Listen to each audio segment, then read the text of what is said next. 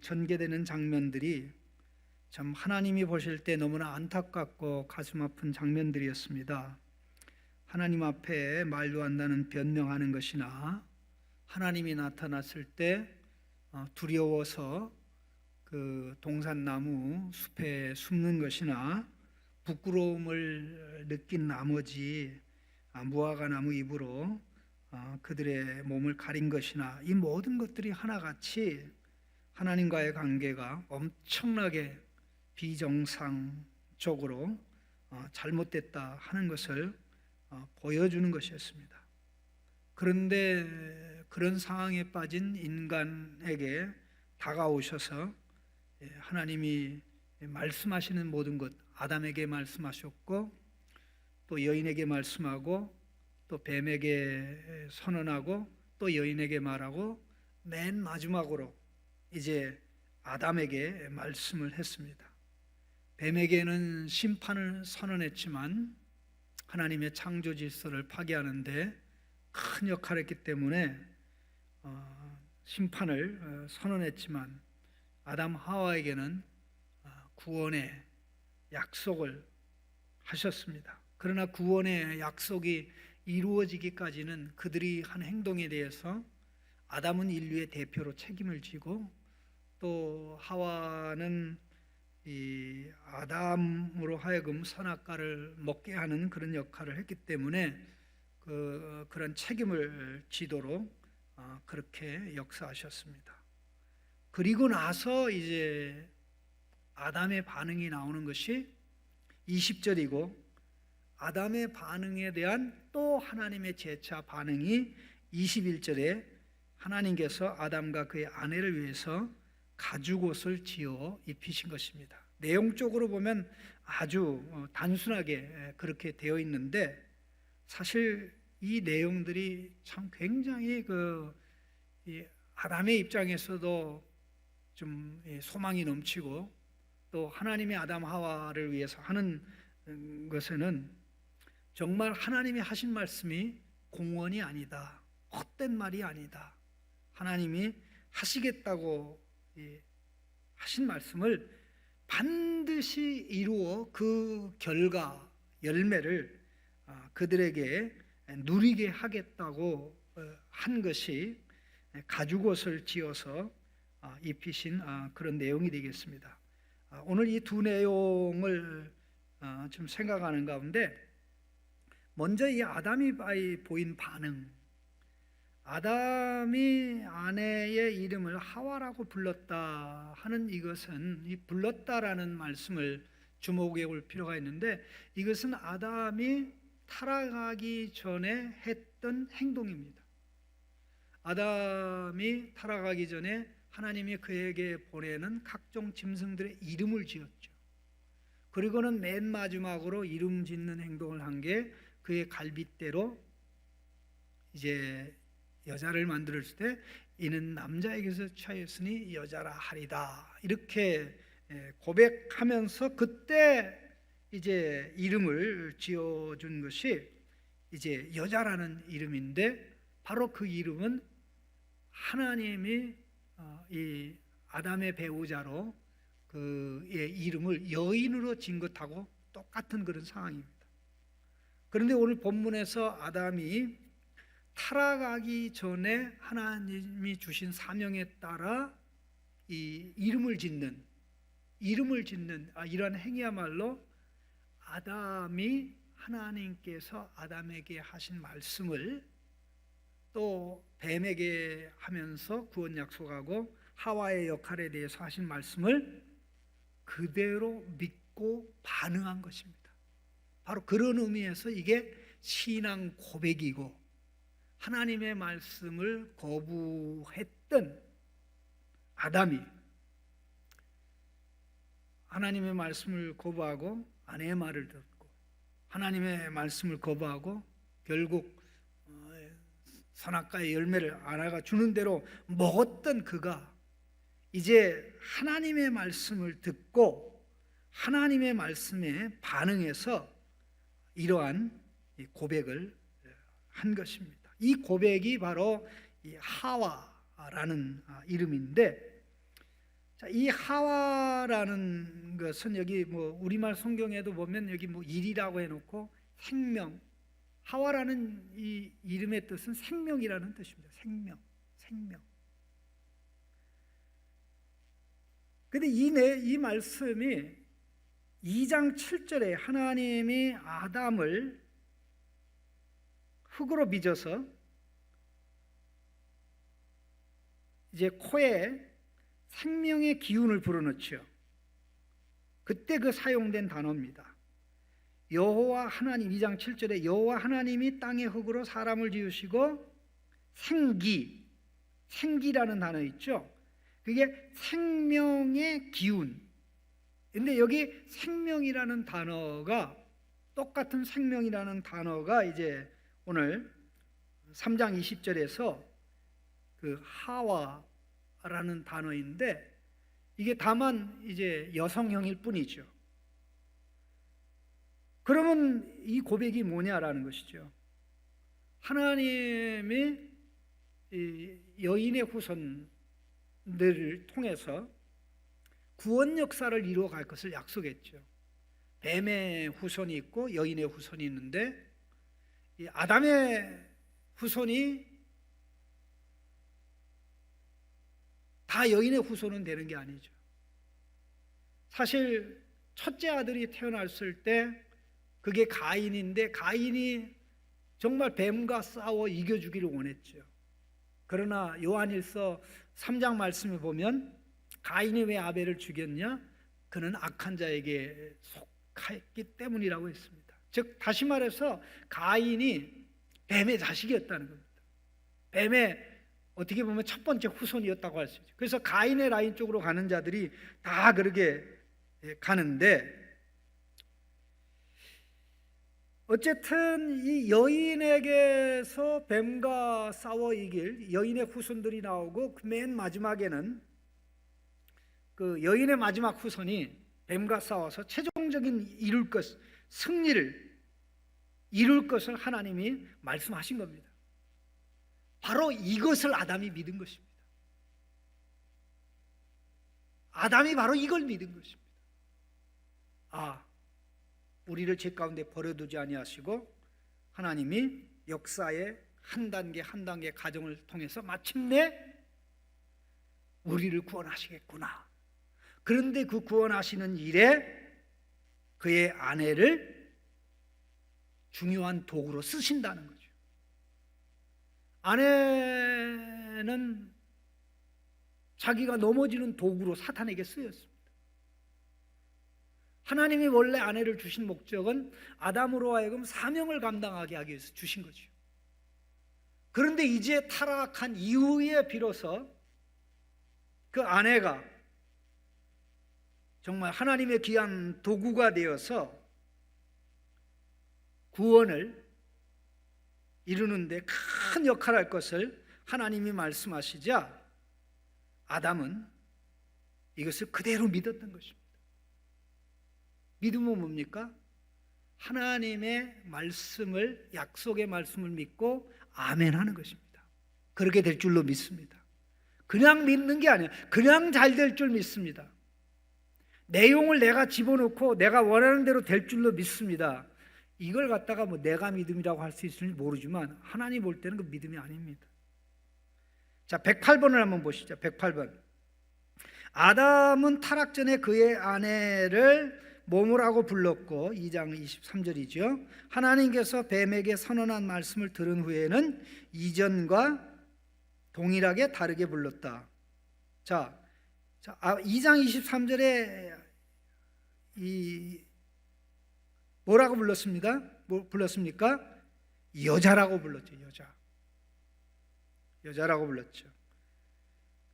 그렇지만 하나님께서 뱀에게 구원과 관련된 말씀을 선언한 것을 들은 후에는 이전과 동일하게 부른 겁니까? 다르게 부른, 뭐라고 불렀어요? 24절에 그 20절에 뭐라고 불렀습니까? 하와라고 불렀죠. 하와, 생명.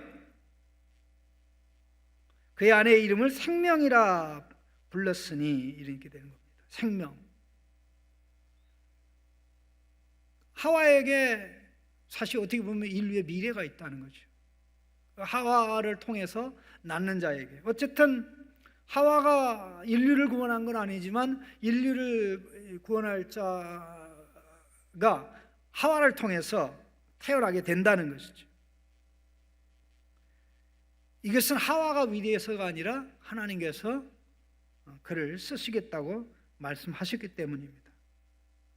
그래서 타락한 이후에도 이제 하나님이 하와를 만들었을 때 반응했던 모습하고 또 남편으로 하여금 죄를 짓게 한 여인에 대해서 하나님이 말씀한 것을 그대로 믿고 아담이 반응함으로 이러한 새로운 소망이 싹이 트게 되었던 것을 우리는 기억해 볼 필요가 있습니다. 자, 그리고 이미 설명드렸듯이 그 109번에 아담의 아내의 새 이름은 가로가 좀 빠져버리는데 여러분 채워넣으시기 바랍니다. 생명이란 뜻으로, 기쁨이란 뜻으로 무슨 뜻이라고 그랬죠? 생명. 2장 7절에 나오는 생기의 생명의 호흡이라는 게 생명이란 뜻인데요. 그리고 여기 오늘 본문 말씀에도 모든 산자라는 단어 있죠. 살아있는 자. 이거는 사실 형용사거든요. 산자는 뭡니까? 생명을 가지고 있는 자죠. 하와는 뭡니까? 생명이죠. 근데 참 이 하와의 이름이 영어로는 이브라고 그러잖아요. 화면에 한번 글씨 좀 써보세요. 이브. 1부 2부가 아니라 이브. EVE입니다. EVE. 화면에 좀 써주세요.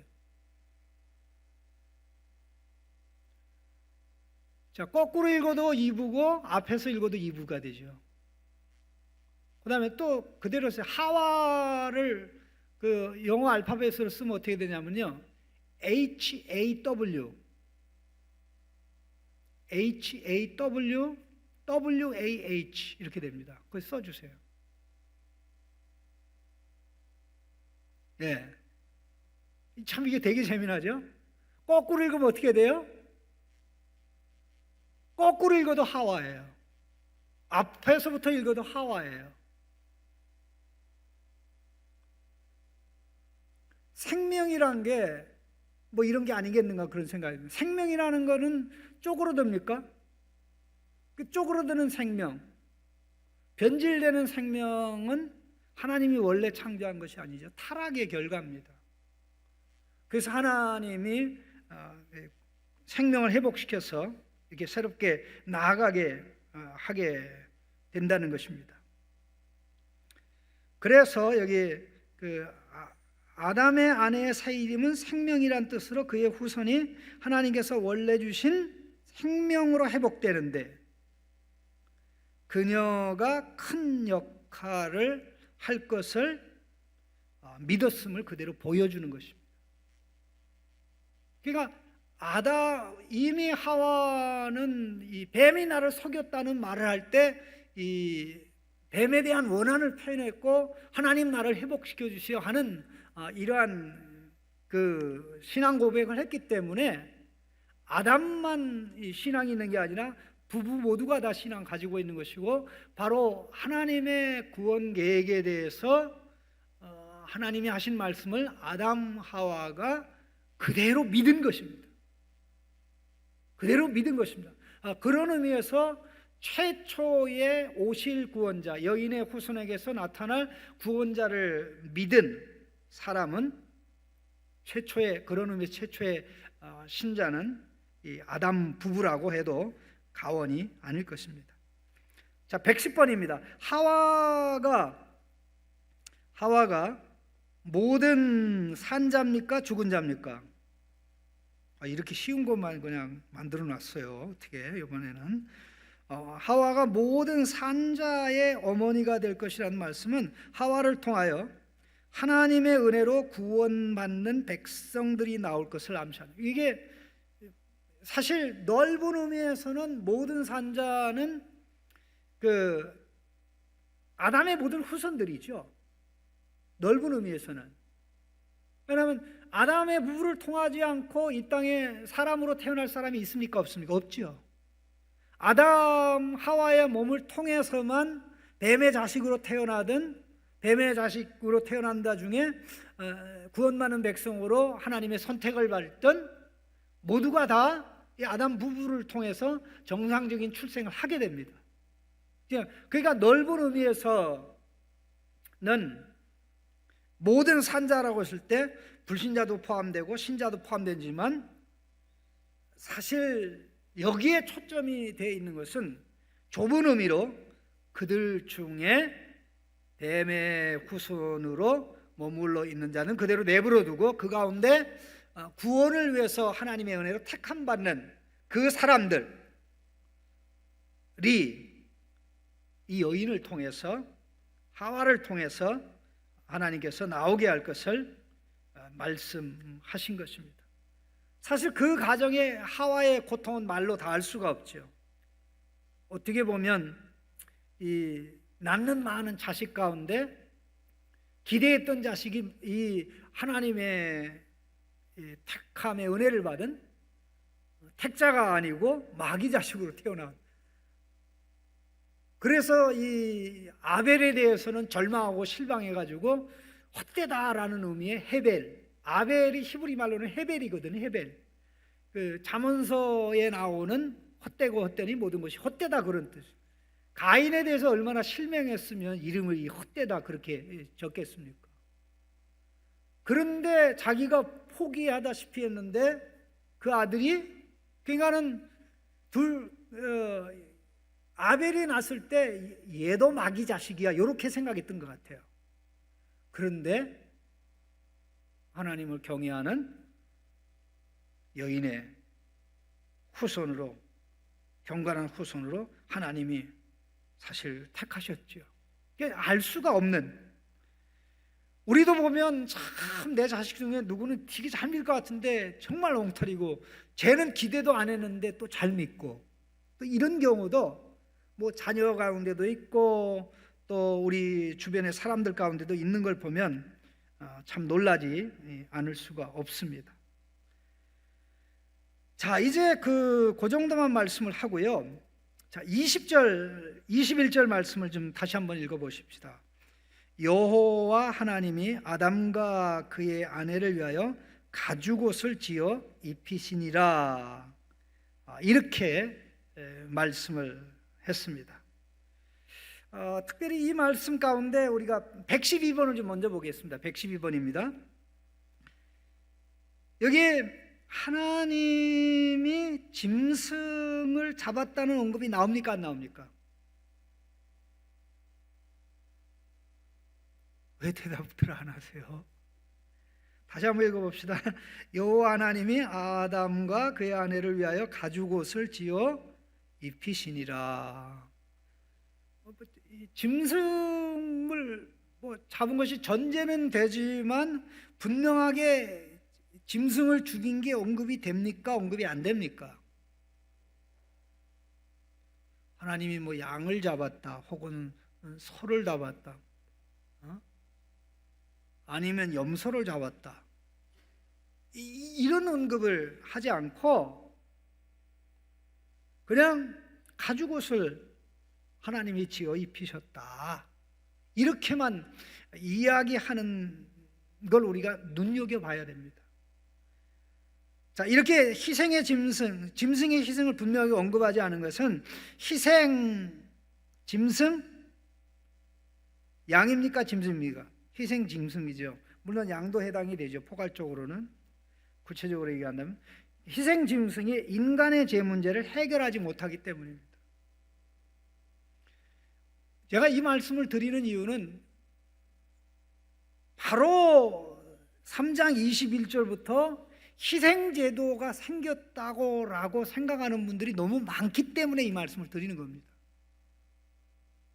희생제도, 짐승의 희생을 통해서 죄를 용서하는 하나님의 제도를 세웠기 때문에 결국 피 흘림을 통해서 구속이 있는 거다, 이거를 가르쳐 뒀는데 아담 하와를 통해서 가인도 배우고 아벨도 배웠는데 가인은 이걸 배척하고 아벨은 이거를 믿음으로 받았다는 거죠.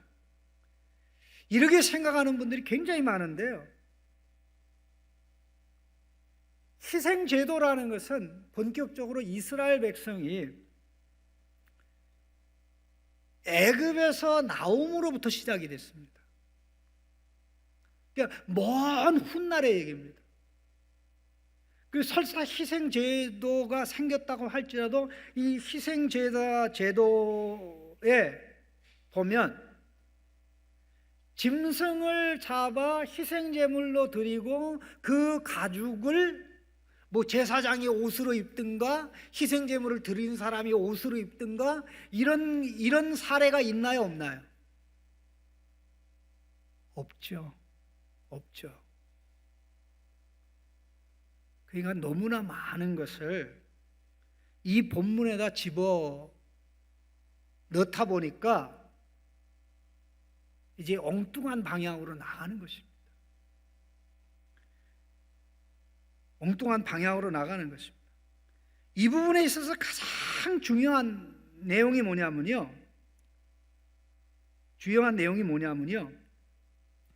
사실 하나님께서, 자, 화면 좀 준비하겠습니다. 화면 하나님 나라 14번인데요. S14번. 화면 좀 보여주세요. 이 하나님께서 뱀에게 선언한 구원의 약속을 반드시 성취할 것을 가시적으로 보여준 것이 가죽옷을 지어서 입힌 거죠. 가죽옷을 만드신 분이 하나님이고 입혀주신 분이 하나님. 그러니까 선물을 준비하시고 선물을 입혀주셨는데 이게 뭐냐면요, 일단은 제일 먼저 중요한 게 아담 부부의 신앙 고백에 대한 하나님의 반응입니다. 자, 구원의 선물은 누구에게 주어집니까? 믿음으로 반응하는 것이 주어지죠. 예수 그리스도를 믿는 자에게 주어지죠. 아무거나 믿는 자에게 주어지는 거 아닙니다. 이제 가죽옷의 왜 의미가 있냐면,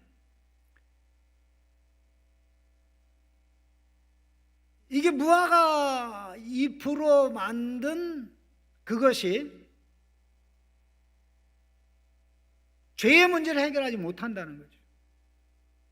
그건 뭘 의미하냐면은 인간이 하는 그 어떤 것도 죄의 문제, 죄가 가져오는 수치와 사망의 문제를 해결할 방도가 없다는 거죠.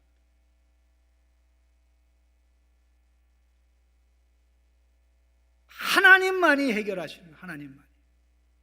하나님은 해결하시겠다고 그랬죠.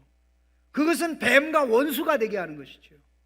그리고 마지막에 그 뱀을, 사탄을 결정적으로 패배시키는 거죠.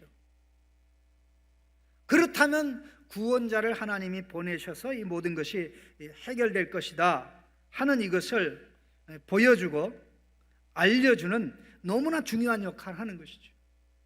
자, 가만히 보세요.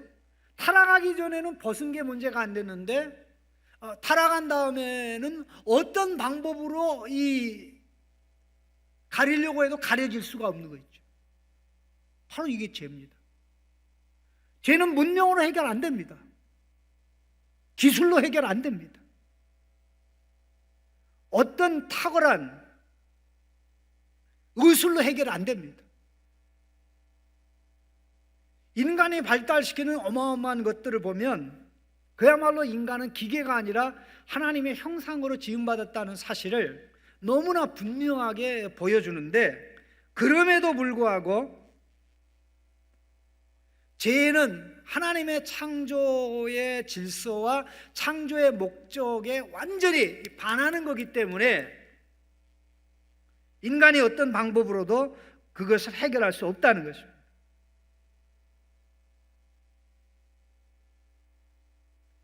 자, 111번 보시죠. 111번. 여호와 하나님께서 아담과 그의 아내를 위해 긴, 사실 원래는 원문에는 긴이라는 뜻이 들어가 있습니다. 긴 뭐를 지어 입힌 겁니까? 가죽옷이죠. 가죽을 지어 입힌 것은 그들이 무슨 잎을 엮어서 만들었죠? 포도나무, 무화과나무, 감람나무, 무슨 나무? 무화과나무 잎이죠. 무화과나무. 그 성경에 이름이 구체적으로 언급된 최초의 나무는 무화과나무입니다. 이 무화과나무 잎을 엮어 만든 치마. 이 치마가 앞으로 이 가로, 치마 앞에 가로가 있어야 되는데 이제 만든 치마, 콤마, 허리띠, 가슴띠를 대신한 것으로 답이 나와 버렸습니다. 보너스.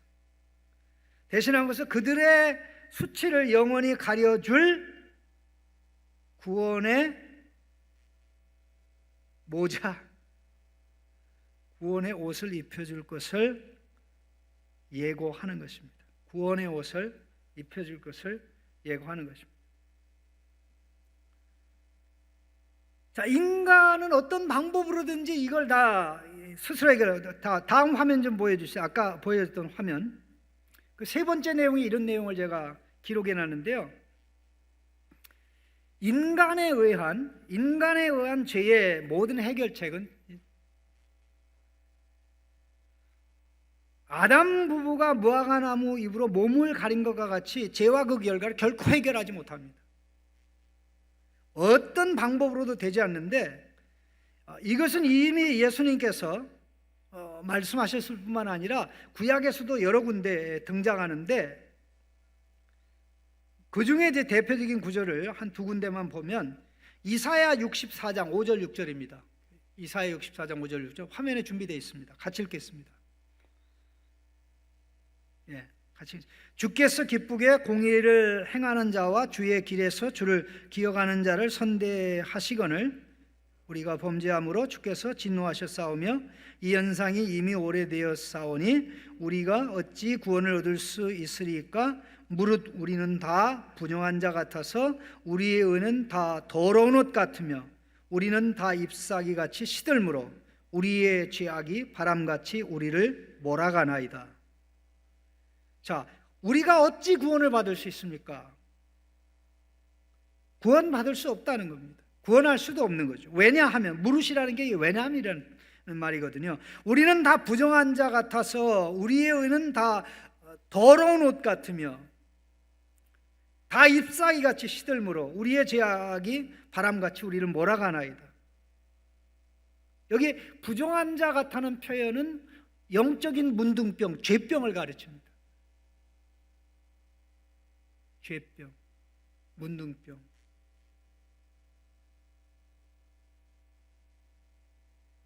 어떤 것을 걸친다고 해도 해결될 수가 없는 거죠.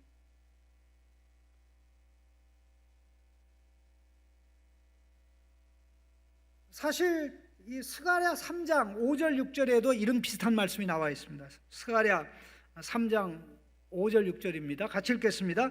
여호수아가 더러운 옷을 입고 천사 앞에 서 있는지라 여호와께서 같이 읽습니다. 여호와께서 자기 앞에 선 자들에게 명령하사 그 더러운 옷을 벗기라 하시고 또 여호수아에게 이르시기를 이르되 내가 내 죄악을 제거하여 버렸으니 내게 아름다운 옷을 입히리라 하시기로 내가 말하되 정결한 관을 그의 머리에 씌우소서 하며 곧 정결한 관을 그의 머리에 씌우며 옷을 입히고 여호와의 천사는 곁에 섰더라.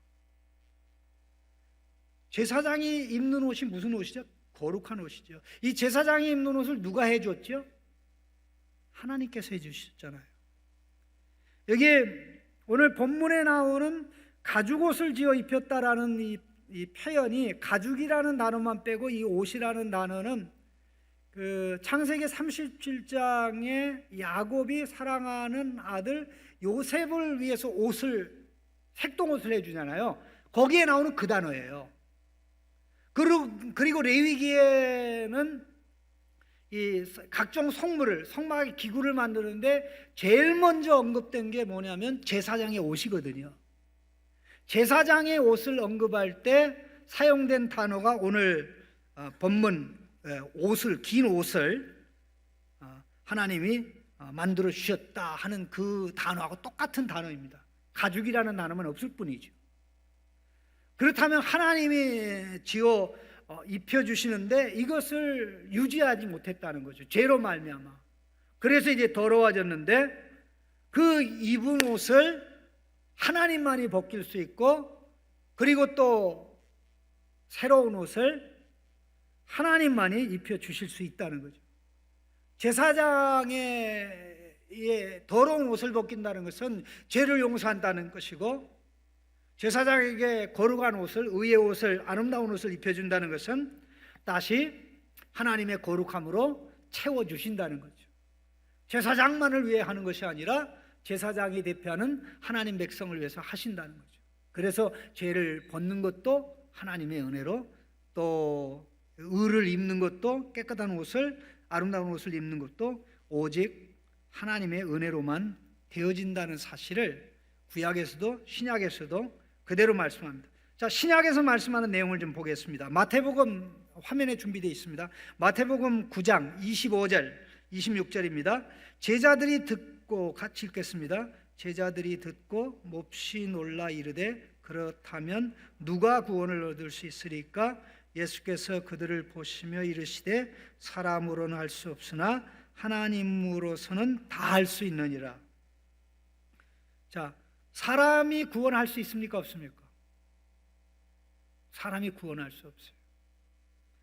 단지 예수님이 사람뿐이라면, 사람뿐인 예수님이 우리를 구원 못하죠. 단지 사람으로 오신다면 아담의 후손으로 오면 되죠.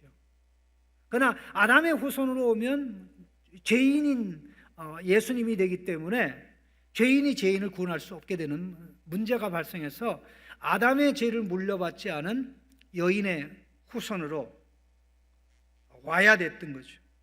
자, 그래서 중요한 부분은 사람으로서는 할 수 없으나 하나님으로서는 하실 수 있다라고 그러는데, 하나님이 우리를 구원하는 방식이 뭡니까? 예수님의 십자가의 대속적인 희생을 통해서죠. 예수님의 저주와 순종을 통해서. 예수님의 저주를 통해서는 우리의 죄를 제거하고, 예수님의 순종을 통해서는 우리에게 없는 하나님의 의와 공의를 입혀주는 것이죠. 그런데 이게 중요한 게, 하나님은 무조건 다 할 수 있느냐? 구원에 대해서는 하나님이 무조건 다 할 수 있느냐? 하나님은 구원하시니까 예수 안 믿는 사람도 구원할 수 있고, 예수 안 믿겠다고 해도 구원할 수 있고, 또 예수를 믿어도 자기 마음대로 믿는 사람도 구원할 수 있느냐? 그렇지 않습니다. 그리고 더 나아가서 이거보다 더 중요한 것은, 하나님께서는 예수 그리스도의 저주와 순종이 없이는 구원할 수 없습니다.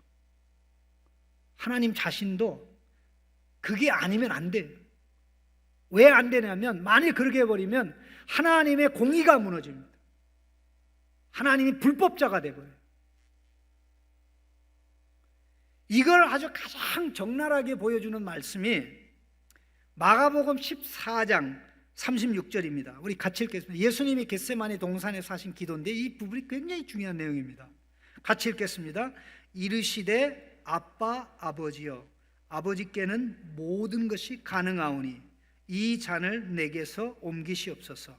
그러나 나의 원대로 마시옵고 아버지의 원대로 하옵소서 하고. 자, 이 말씀이 뭡니까? 아빠 아버지여, 아버지께는 모든 것이 가능하오니, 아버지께는 모든 것이 가능하오니 이 잔을 내게서 옮겨주십시오.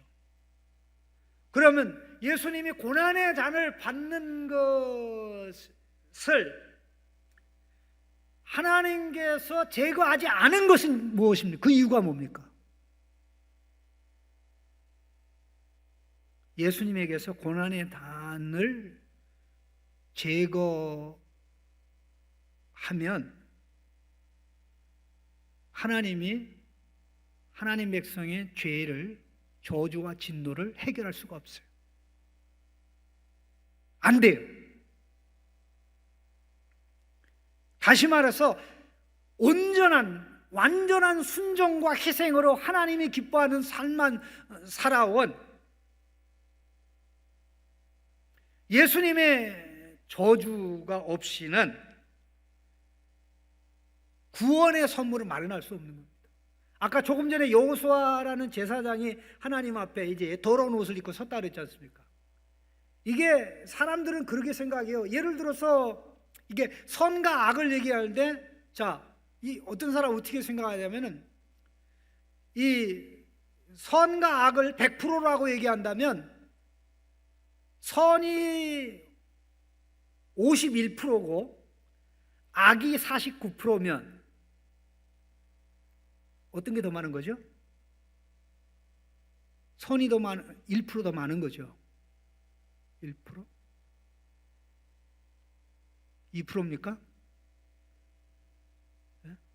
49%, 51%. 그러니까는 악보다가 선이 조금이라도 많으면 구원받는다라고 생각하는 사람이 이 세상에 깔렸어요.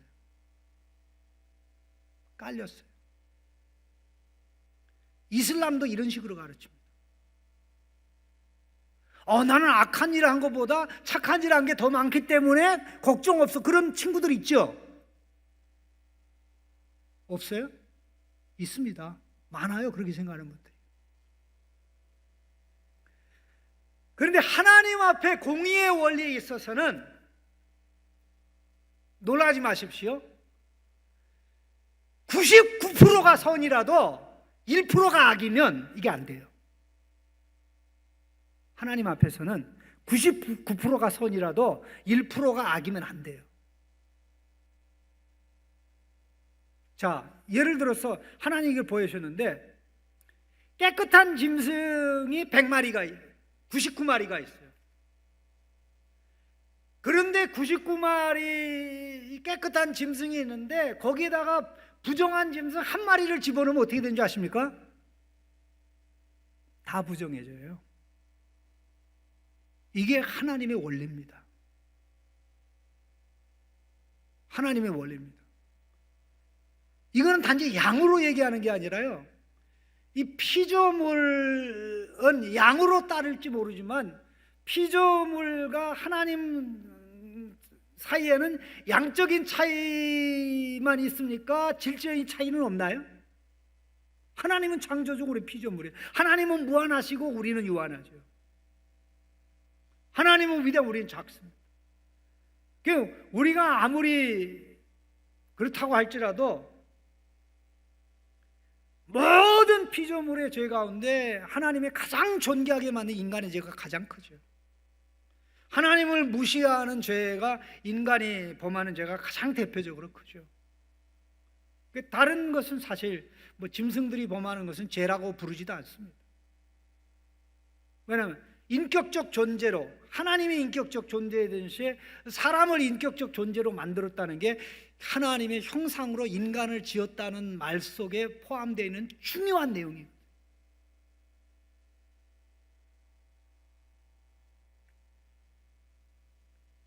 자, 그런 걸 보면 하나님이 자격이 준비된 구속자를 보내셔서, 그러니까 예수님이 이 땅에 태어나셔서 어렸을 때부터 한 행동, 어렸을 때부터 하는 모든 선하고 바르고 하나님을 기쁘게 온전한 이 모든 행동들 다 합쳐서 종합적 결과로 완전하게 구원을 할 수 있는 자로 준비되어져서 그 마지막으로 드려지는 게 예수님의 십자가 사건이에요. 그러니까 구원이 작은 게 아니고 어마어마하고 위대한 것이죠. 위대한 것입니다. 사실 이 마지막 좀 하나 좀 더 봤으면 좋겠는데요, 이 부분이 정말 우리가 좀 생각을 해봐야 되는데,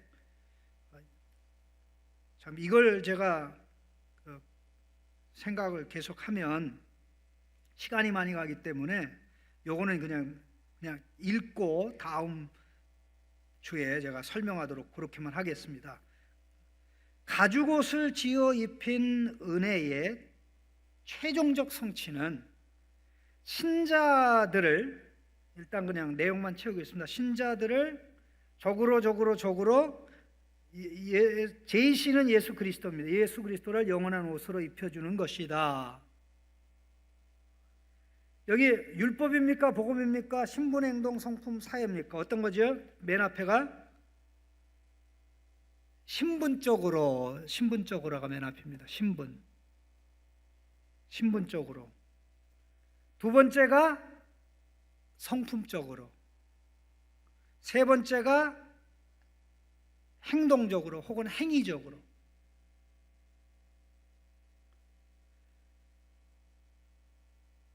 하나님의 형상이 왜곡되고 잘못됐으니까 하나님의 영원한 형상이신 예수님이 오셔서 우리의 구원을 확보해서 우리에게 구원의 선물이 주어지면 우리의 구원의 시작은 형상으로 회복되는 것으로 시작해서 예수님의 형상으로 완전히 회복되는 것으로 우리의 구원이 절정에 도달하죠. 참 놀랍습니다. 그 부분은 너무나 많은 내용이기 때문에 지금 말씀을 안 드리고 다음 주에 말씀하는 걸로 하겠습니다. 우리 같이 기도하겠습니다. 사람들은 자기가 구원을 하려고 합니다. 하나님이 아시는 겁니다. 하나님은 우리에게 믿음을 요구하십니다. 하나님이 하신 말씀에 반응해서 응답하는 것을 원하십니다. 그럴 때 인도하시고 이끌어 가십니다. 하나님 아버지, 이 시간 기도합니다.